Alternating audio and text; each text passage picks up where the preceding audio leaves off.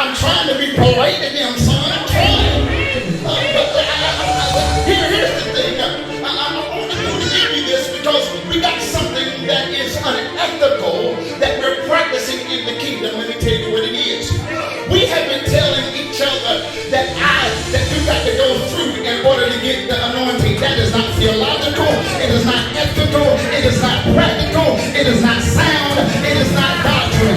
No, what we're doing is when we say that I got to go through to get the anointing, you're trying to give somebody a reason to respect you when they don't know that you've been through anything.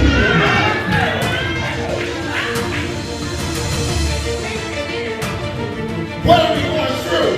See, what we must realize that God sent you through so you can learn Him, not to get an anointing. Yes, sir. Yeah,